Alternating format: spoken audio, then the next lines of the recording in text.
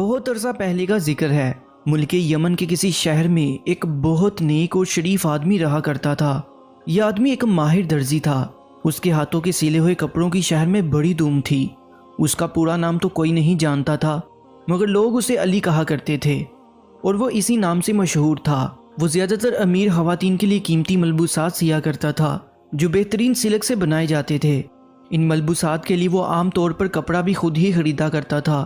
ایک روز علی کپڑا خریدنے کے لیے مارکیٹ گیا۔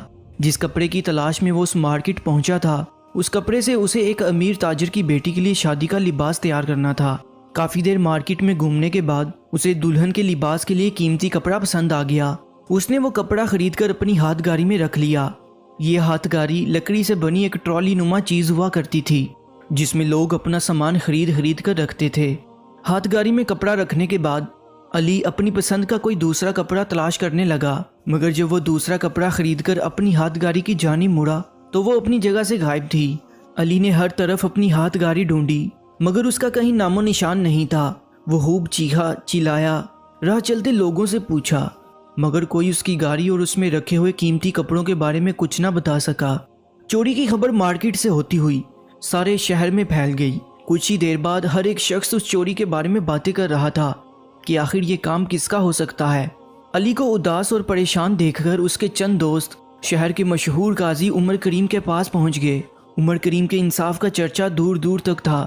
وہ حیرت انگیز طور پر مشکل سے مشکل مقدمے کا حل ڈھونڈ نکالتا، لہٰذا اس کی ذہانت کے سب قائل تھے۔ عمر کریم نے علی کو عدالت میں بلایا اور اس کی زبانی چوری کی پوری تفصیل سنی۔ ساری باتیں انتہائی غور سے سننے کے بعد قاضی عمر کریم نے ان تمام لوگوں کو عدالت میں پیش ہونے کا حکم دیا جو چوری کے وقت علی کے ساتھ مارکیٹ میں موجود تھے۔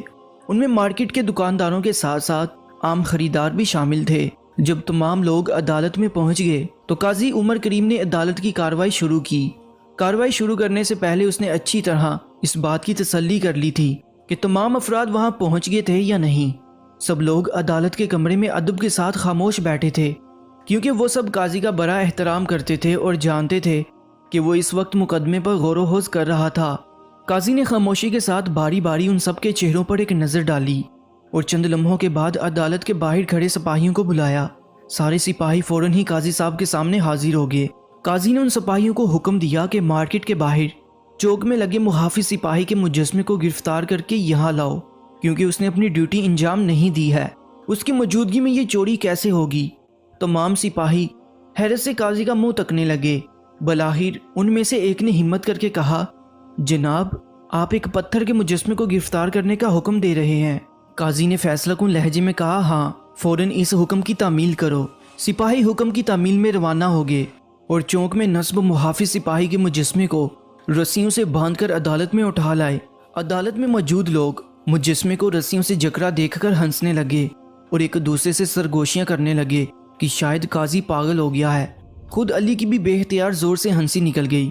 اس کو ہنستا دیکھ کر دوسرے لوگ بھی بلند آواز میں ہنسنے لگے۔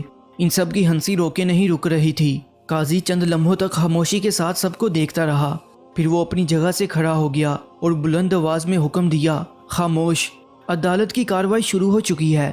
سب لوگوں نے اپنے قاضی کے چہرے پر چھائی سنجیدگی کو دیکھا اور ایک دم خاموش ہو گئے کیونکہ وقت کی نزاکت کو محسوس کر کے وہ خاموش رہنے پر مجبور تھے۔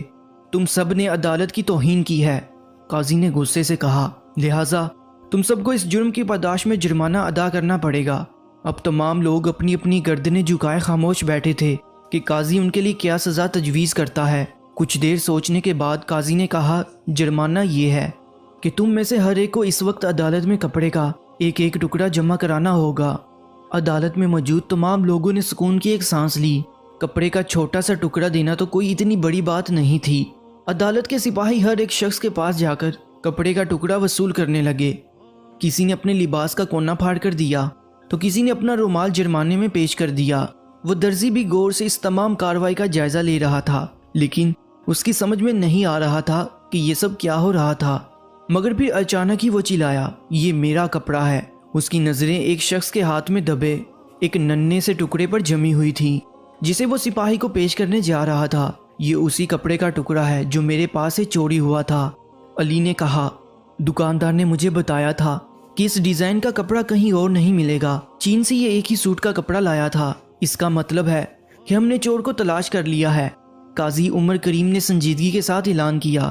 چور سر جھکائے خاموش کھڑا تھا۔ قاضی چور سے مخاطب ہوا، اب تمہیں اس چوری کی سزا دی جائے گی اور اس محافظ سپاہی کے مجسمے کو اس کی جگہ واپس پہنچا دیا جائے گا تاکہ وہ تم جیسے مجرموں کو پکڑنے میں ہماری مدد کرے۔ قاضی کے ان الفاظ کے ساتھ ہی سپاہی اس مجسمے کو اٹھا کر لے گئے اور اسے اس کی صحیح جگہ پر رکھ دیا۔ کہتے ہیں آج بھی اس مجسمے کے گرد کچھ بوسیدہ سی رسیاں بندھی ہوئی دیکھی جا سکتی ہیں۔ دوستو ایسے ہی سبق آموز کہانیوں کے لیے اس چینل کو ضرور سبسکرائب کر لیجیے گا۔ اپنا بہت زیادہ خیال رکھیں۔ انشاءاللہ ملتے ہیں ایک نئی کہانی کے ساتھ۔